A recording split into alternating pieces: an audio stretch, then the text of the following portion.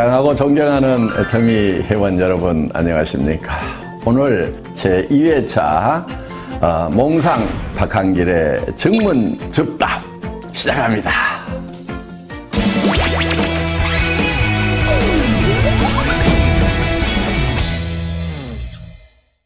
10인 10색이라는 말씀을 하시면서 출근이나 판매 방법 등 사업을 전개하는 방법을 개인 사정에 맞추어 주라고 하셨는데, 그러다 보니 현장에서 팀워크를 형성하는 데 어려움이 있는 것 같습니다. 그래도 어느 정도는 센터에 출근을 시키고 일을 해 나가면서 열정적으로 사업을 전개해야 하는데 어떻게 이끌고 가야 할까요? 하는 질문입니다. 현장에서 이런 부분들 때문에 일을 하시는 것이 어려움이 많으시리라고 생각을 합니다. 그런데 가만히 생각을 해보면요, 우리가 하는 일 중에서 그렇게 단순한 일은 없어요. 항상 서로 상반되는 일을 잘 조합을 시키는 지혜를 발휘했을 때 거기에 부가가치가 창출된다 하는 겁니다. 무슨 얘기냐 하면은요, 이런 거예요. 우리 애터미 회사를 보면은 절대 품질, 절대 가격을 얘기합니다. 자, 대부분의 회사들은 좋은 제품은 비싸게 팔고 품질이 낮은 제품은 싸게 팔고 이렇게 하고 있어요. 그런데 그렇게 전략을 구사를 하는 사람들은 그렇게 가면은 사실은 일이 쉬운 것 같은데 굉장히 어려워요. 왜? 많은 사람들이 그 길을 가고 있기 때문에 그곳에는 경쟁이 치열하다 하는 겁니다. 우리는 굉장히 어려운 길, 남이 안 가는 길을 가고 있다 하는 거예요. 물론 그렇게 하는 것은 쉬운 게 아니에요.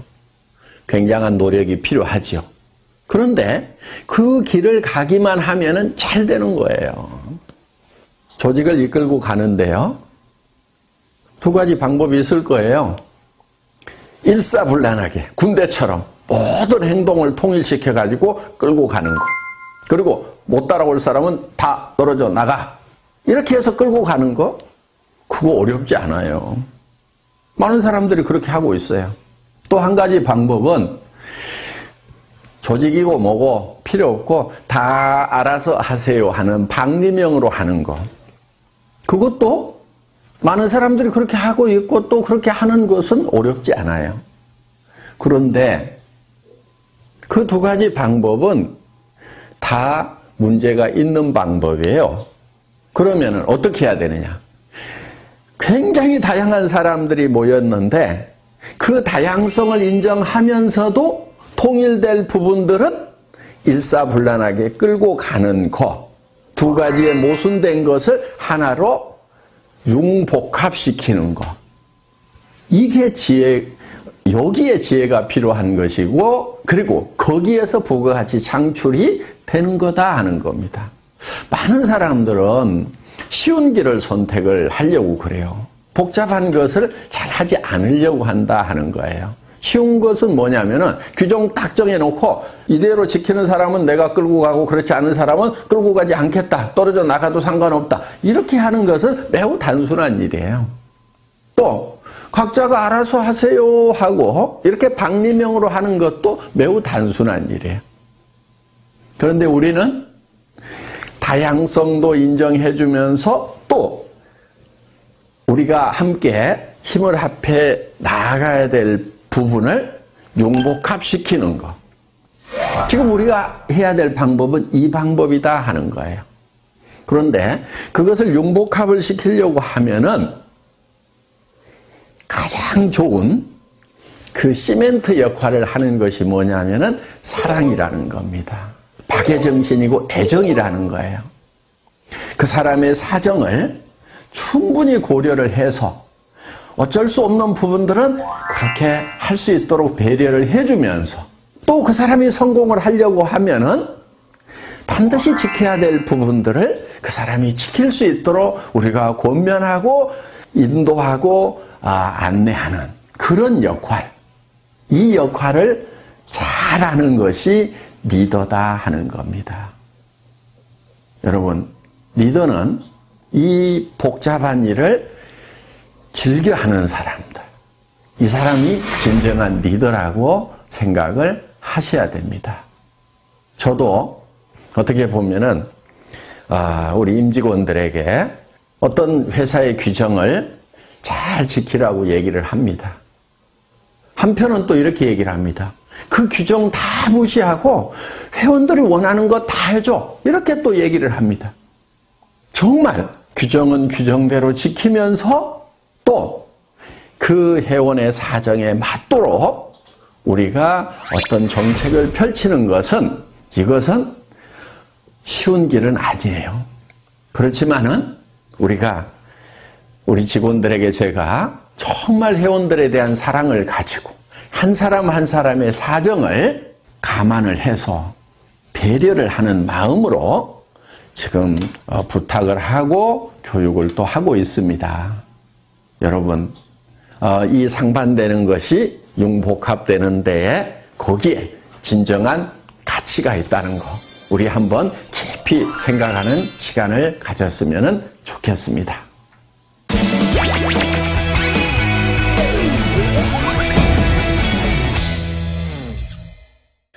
두 번째 질문입니다. 소실적만 후원하는 사장님들을 어떻게 하면 재심 합력해서 함께 키워나갈 수 있을까요? 소실적, 대실적 따지고 계시는 분들이 많은데요. 제가 봤을 때는 대실적이라고 하는 곳에 여러분들 거기에 스타마스터도 있고 로얄마스터도 있습니까? 그렇다고 하면은 정말 대실적이라고 할 수가 있겠죠.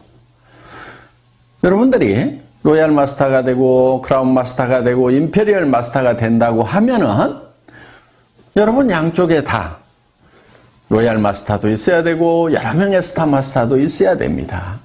그런데 아직 대실적이라고 하는 곳에 제대로 된 직급자도 없는데도 벌써 소실적, 대실적 나누고 있는 사람들은 어떻게 보면은 이 애터미 사업을 너무 적게 보는 경향이 있어서 그렇지 않은가 이렇게 생각을 합니다. 제가 봤을 때는요, 한 라인은 적은 라인이고 또 한 라인은 더 적은 라인이고 그래서 두 라인이 다 소실적이 아닌가 이렇게 생각을 합니다. 양쪽이 다 소실적이라고 생각하고 열심히 후원을 하시기 바랍니다. 그리고 여러분이 염두에 두셔야 될 것은 지금 조금 더 큰 소실적이라고 하더라도 언제든지 바뀔 수가 있다는 거예요. 이 사업을 하다 보면은 언제 누가 나와서 태박을 터뜨릴지 몰라요.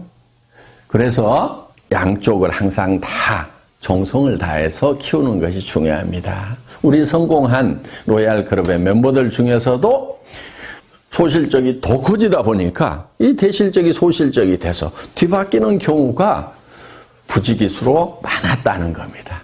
물론 소실적 중심으로 수당이 계산이 되기 때문에 소실적에 더 집중을 해야 된다는 것은 인지상정입니다. 그거는 자연스러운 거예요. 그렇지만 양쪽을 다 키워나가야 된다는 거 매우 중요한 포인트입니다. 그리고 진짜 대실적이 있다고 하더라도 여러분들이 거기에 마음을 쏟아주셔야 됩니다. 나중에 여러분들이 양쪽이 다 대실적이 돼서 이제 수당이 빵빵하게 나오는 그런 성공한 리더가 됐을 때, 돈 충분히 벌 때, 그때 존경을 받지 못한다고 하면은 그 성공은 절반의 성공밖에 안 된다 하는 거예요. 그렇기 때문에 돈도 많이 벌지만은 진심으로 존경받는 그런 온전한 성공자가 되려고 하면은 소실적 중에 조금 더 큰 소실적도 여러분들이 마음을 쏟아 주셔야 된다 하는 겁니다. 소실적과 더 적은 소실적 양쪽 다 열심히 후원하시기 바랍니다. 아셨죠?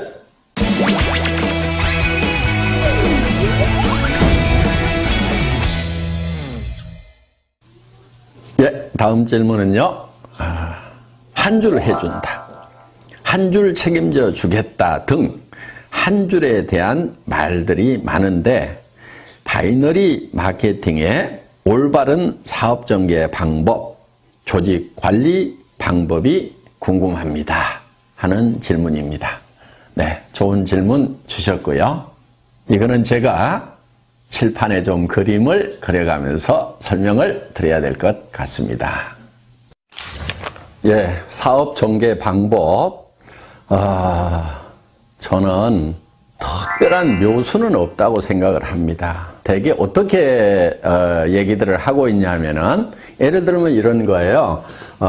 스폰서 라인이라는 것이 있다는 거예요. 자, 원줄기가 있다, 스폰서 라인이 있다. 그래서 한 줄은 스폰서가 책임을 져준다. 그러니까 당신은 이 B라인만 잘 키워나가면 된다고 이렇게 얘기를 합니다. 그러면서 또 이 사람은 어떻게 얘기하냐면 이 사람에게 당신도 한 줄만 키워나가면 된다 이렇게 얘기를 합니다. 그러면은 이 사람이 이쪽 라인을 쭉 키우고 이 사람은 이 원줄기를 쭉 키우고 또 이 사람에 의해서 요게 원줄기가 되겠죠. 이렇게 키워져 나가고 또 이 사람은 이게 원줄기가 되면서 이 사람에게 당신은 요것만 키우면 돼 하고 이렇게 얘기를 합니다. 얼핏 들으면은 정말 좋은 방법인 것 같아요. 자, 이 사람은 또 이렇게 키워나가죠. 이렇게 또 이 사람은 이렇게 키워나가죠. 또 이 사람은 이렇게 키워나가죠. 그러면은 이 사람도 성공하고 이 사람도 성공하고 이 사람도 성공하고 이 사람도 성공하고 이 사람도 성공하고 또 이 사람도 또 하나의 원줄기를 만들고 한쪽 라인만 계속 신경 써서 내려가면 되고 그래서 두 줄 마케팅이 아니고 한 줄만 하면 된다고 얘기를 하면은 사람들이 그래 두 줄보다는 한 줄이 쉽겠네 이렇게 혹할 수가 있다 하는 거예요. 이게 이렇게 혹할 수 있다는 것이 많은 사람들이 빠지는 함정이기도 합니다. 자, 제가 이렇게 했을 때의 문제점에 대해서 실제로 우리 한국의 네트워크 마케팅 역사에 있어서 어떤 문제점들이 생겼는가에 대해서 한번 짚어보도록 하겠습니다. 자, 어떤 문제가 발생할 수 있냐면 이런 거예요. 자, 한 줄을 이렇게 쭉 해준다고 했는데 자, 만약에 이 사람이 요 한 줄만 하면 된다고 했어요. 그런데 이 A라는 사람이 자기는 한 줄만 이렇게 열심히 해서 자, 잘했다고 칩시다. 이렇게 조직이 잘 뻗어나갔어요. 하여간 잘 뻗어나갔는데 이 사람 입장에서 보면은 자, 이 스폰서 입장에서 보면은 이 사람도 B라인이 있겠죠? 이 B라인이 이렇게 있는 거예요. 그러면은 이 스폰서가 이 전체 라인이 쭉 커지면은 여기에다가 쭉 조직을 키우겠어요? 아니면은 이쪽 자기 B라인에다가 조직을 키우겠어요? 당연히 이 사람 입장에서 보면은 이쪽 B라인을 키울 수밖에 없게 된다 하는 거예요. 그렇게 되면은 이쪽 라인을 키워가던 사람은 이제 요게 대실적이고 스폰서 라인이라고 생각을 했는데 이 스폰서가 자기 B라인을 키우다 보니까 자기 입장에서 보면 요게 커지는 거예요. 그리고 요게 소실적이 돼버리는 거예요. 원줄기고 스폰서 라인이고 대실적이라고 분명히 얘기하고 당신은 한쪽만 하라고 이렇게 얘기를 했는데 이런 문제가 생기더라 하는 거예요. 그래서 이제 요 스폰서하고 여기하고 싸우는 문제가 발생을 해서 깨져버리는 겁니다. 그리고 심지어는 이제 끝까지 나는 여기만 키울 테니까 약속한 대로 여기 안 해주기만 해봐라 하면서 결국은 물고 뜯고 싸우는 문제가 생기더라 하는 거예요. 이런 문제가 하나 생겨서 결국은 이게 갈등으로 갈 수밖에 없다 하는 거예요. 물론 자, 이거는 잘 됐을 경우에 생기는 문제예요. 잘 됐는데 원줄기 하나 키워준다고 그랬고 자기는 B라인을 열심히 키워서 잘 됐는데 이런 갈등의 문제가 생기는 거고, 또 한 가지는 자, 이쪽 라인은 커졌는데 내 라인은 안 커져. 안 커지면은 안 커지는 대로 돈이 안 되는 거예요. 그래서 이거는 문제가 많은 겁니다. 그리고 또 한 가지, 이거는 영리한 방법이 아니에요. 양쪽을 이렇게 균형을 잘 맞춰가지고 키운 조직하고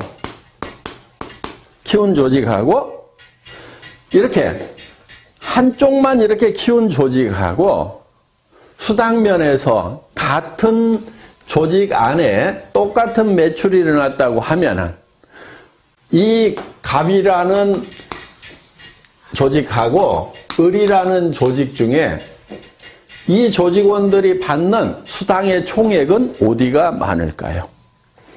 당연히 을이 많죠. 왜냐하면은 이 사람도 수당 못 받고 이 사람도 수당 못 받고 이 사람도 수당 못 받고 이 사람도 수당 못 받고 이렇게 수당을 못 받는 사람이 여기는 많은 반면에 여기는 이 사람도 받고 이 사람도 받고 이 사람도 받고 이 사람도 받고 이 사람도 받고 이렇게 받는 사람들이 상대적으로 훨씬 많다는 거예요. 그래서 수당 총액이 많기 때문에 이 조직은 어떻든 살아갈 수 있는 힘, 활력을 더 받게 되는 거고, 이 조직은 시간이 갈수록 힘이 빠지는 조직이 된다 하는 거예요. 노력한 만큼의 대가가 안 나오는 거예요. 이제 이런 문제가 하나 있기 때문에 효율 면에서 봤을 때 이 갑이라는 한 줄 마케팅식으로 가면서 한 줄만 해도 된다고 하는 요거보다는 스폰서하고 파트너가 합심해서 양쪽을 균형 잡게 육성해 나가는 것, 이것이 훨씬 더 지혜로운 방법이다 하는 거예요. 그런데 여기서 또 한 가지, 이거를 잘못 알아들으면은 어떤 경우가 생기냐면은, 자, 인위적으로 이거를 쫙쫙 맞춰가지고, 매트릭스 방법으로 하려는 경우가 생기는 거예요. 그렇게 되면은, 또 이거는 사업이 전개가 안 되는 거예요.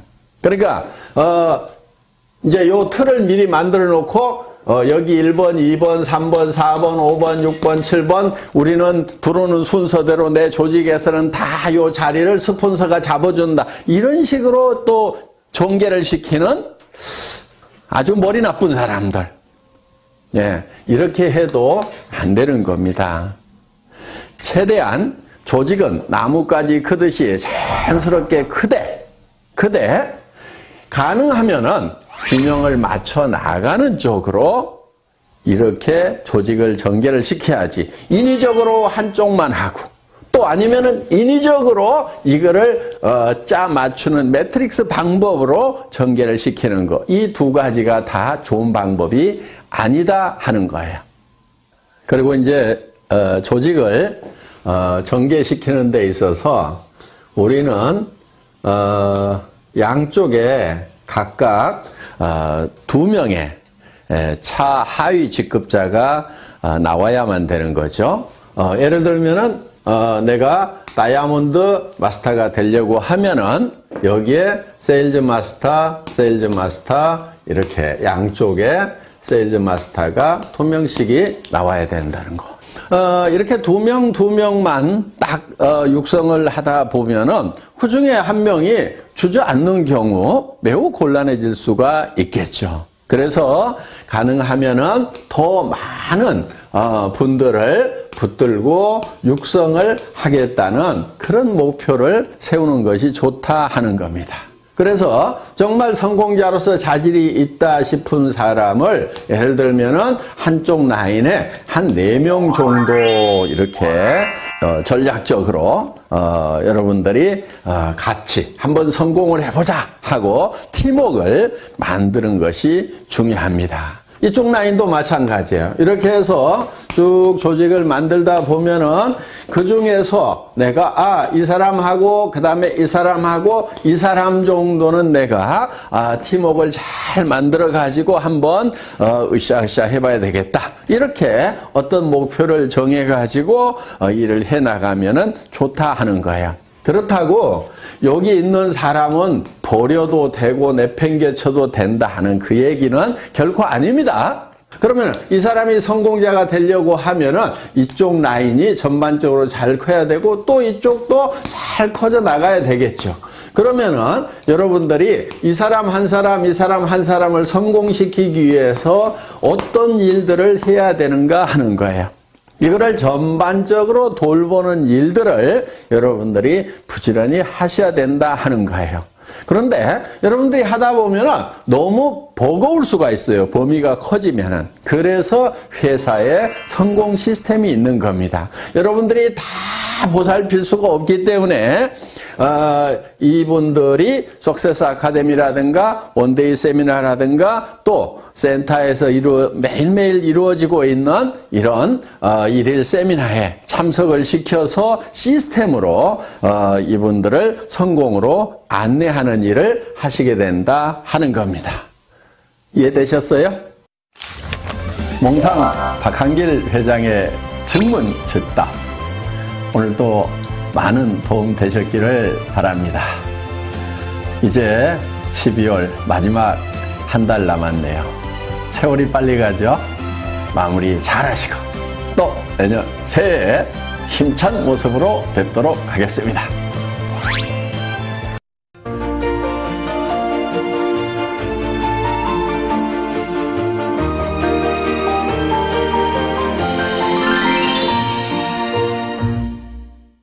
오늘은 아주 평범한 사람 이야기를 해볼까 합니다. 우리가 위인전, 그러니까 이순신 장군이나 링컨이나 또는 나폴레옹이나 이런 위인들의 이야기를 듣거나 위인전을 읽으면 아유, 저분들은 나하고는 관계없는 사람이다 이런 생각을 하게 됩니다. 그런데 위인들도 사실은 태어나면서부터 위인이 아닙니다.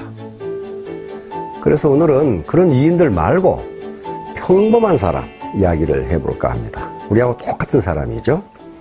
지난 이 여름 이 브라질 리우에서 열렸던 하계 올림픽에서 이 펜싱에서 그것도 에페라는 종목에서 금메달을 딴 박상영 선수 이야기를 해보려고 합니다. 이 박상영 선수는 에페라는 종목에서 역전승을 하면서 금메달을 땄습니다. 당시에 박상영 선수는 올림픽에 처음 나간 루키예요. 그 21살밖에 안 되는 루키. 국제대회에서 별 경험도 없는 선수란 말이에요. 그 상대 선수는 세계 랭킹 3위의 헝가리 선수예요. 그것도 42세. 아주 백전노장이었고, 그러니까 세계 펜싱, 올림픽 펜싱협회나 우리 한국 펜싱협회에서도 도저히 불가능하다고 포기한 상태에서 15대 14로 역전이 일어난 거예요. 그러니까 이건 만약에 어떤 드라마 작가가 이걸 드라마로 썼다면 시청자들한테 되게 욕을 먹었을 것이라고 그렇게 이야기를 합니다. 말도 안 되는 구라를 풀었다 이거예요. 에페에서는 그게 일어날 수가 없다는 거예요. 근데 그게 일어났어요. 그러면 이것을 우리는 어떻게 해석해야 되느냐 하는 문제예요. 그래서 저는 이 펜싱 경기를 처음부터 끝까지 다 봤습니다. 그리고 그 뒤에 이제 박상영 선수가 인터뷰한 내용, 그리고 박상영 선수의 자라나온 이야기를 쭉 보니까 아, 이렇게 해서 이겼구나 하는 결론을 얻게 됐어요. 첫째는 박상영 선수가 연습과 훈련 벌레라는 겁니다. 그 중학교 은사의 증언에 따르면 박상영 선수는 무슨 체육 영재라든가 특별히 운동신경이 발달해 있다든가 그런 선수가 아니었다고 그럽니다. 그저 평범한 선수인데 연습벌레, 다시 말하면 박상현 선수 얘기에 가면은 다른 선수보다 새벽에 3시간 먼저 나와서 연습을 했다고 그래요. 그러니까 연습을 엄청나게 한 거죠. 그러니까 이 위대한 자연법칙 중에 하나가 연력학 제1법칙이라는 게 있어요. 이건 에너지 보존 법칙입니다. 다시 말하면 자기가 평소에 쌓은 노력은 헛되이 없어지지 않는다. 자기가 투입한 에너지는 헛되이 없어지지 않는다는 법칙이에요. 또 우리가 익히 알다시피 1만 시간의 법칙이라는 게 있습니다. 세계적으로 뛰어난 어떤 일을 이루려면은 1만 시간의 몰입이 있지 않고서는 불가능하다는 이론이고 그것이 실제적으로 증명이 되고 있습니다. 그랬듯이 박상현 선수가 중학교 때부터 올림픽에 나갈 때까지 21살이 될 때까지 매일 하루에 다른 사람보다 3시간 많이 연습을 했다는 건 1만 시간의 법칙이 그대로 적용되는 겁니다. 두 번째는 포기하지 않는 끈기예요. 포기하지 않는 끈기. 이건 박상현 선수가 자기가 말한 겁니다. 뭐라고 말했냐면은 포기하지 않으면 언젠가 기회가 온다. 이런 말을 했어요. 언젠가 기회가 온다. 그것이 자기 소신이다. 순자, 동양 고전 중에 하나인 순자라는 책에 보면 공재불사라는 말이 있습니다. 공재불사.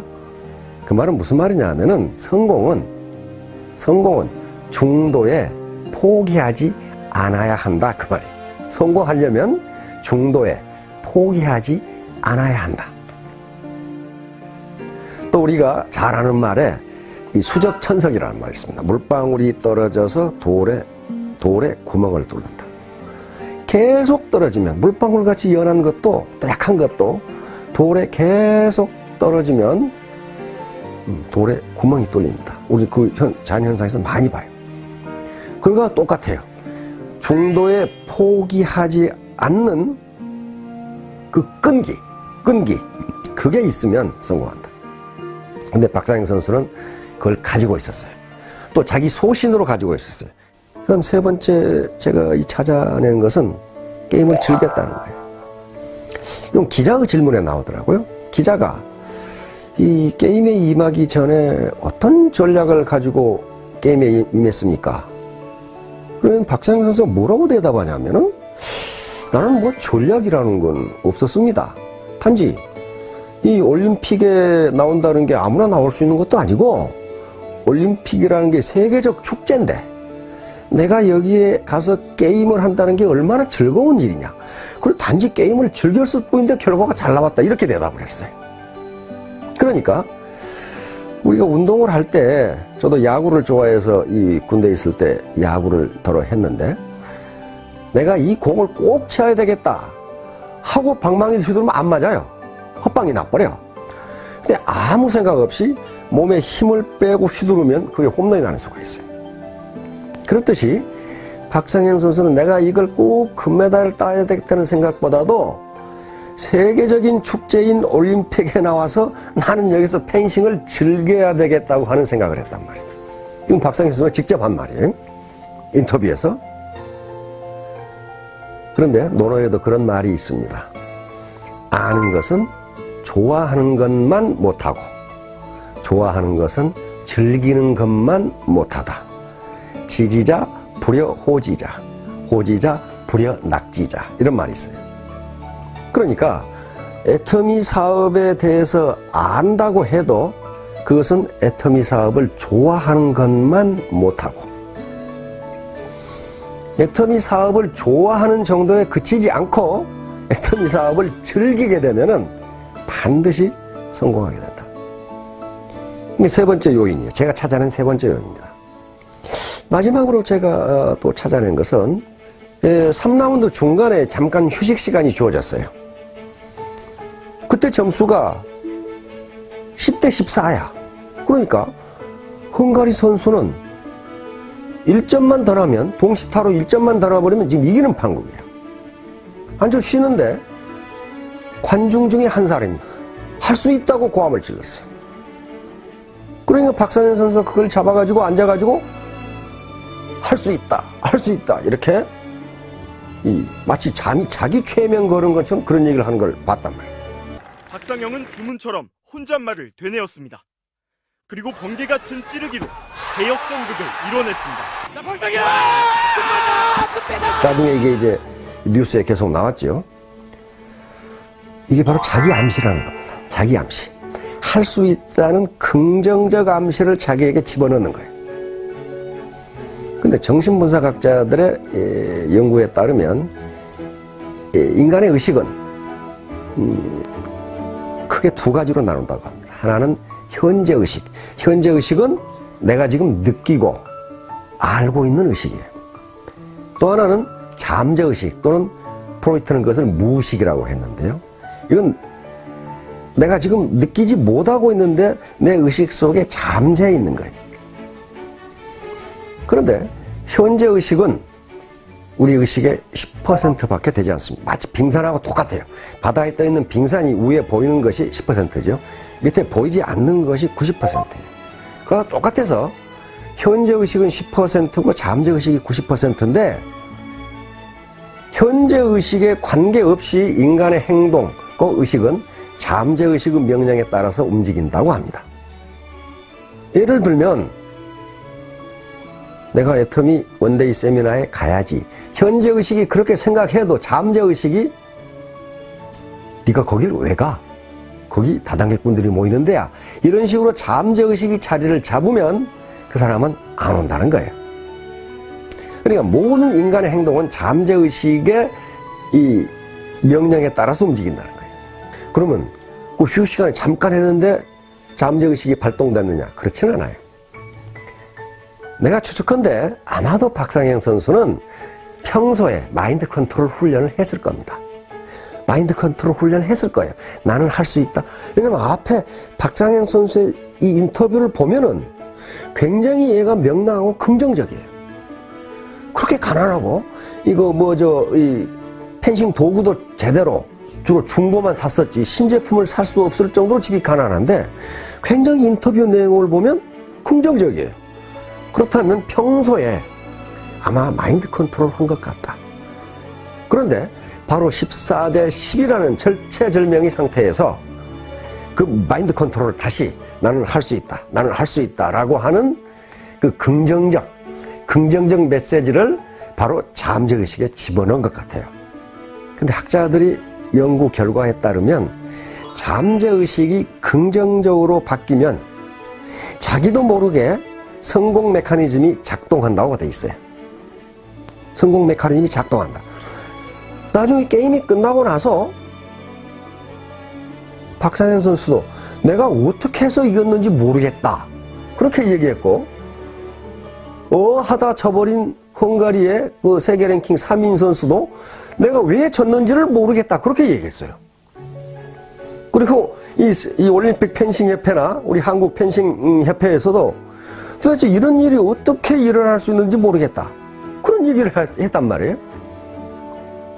그러니까 박상현 선수가 이 리오 올림픽에서 더군다나 펜싱 앱에서 역전승을 할 수 있었던 것은 기적이라고 우리가 치부할 수도 있지만은 지금까지 박상현 선수가 쌓아왔던 에너지 불변의 법칙에 의해서 그 에너지가 순간적으로 폭발한 것이라고 해석할 수 있습니다.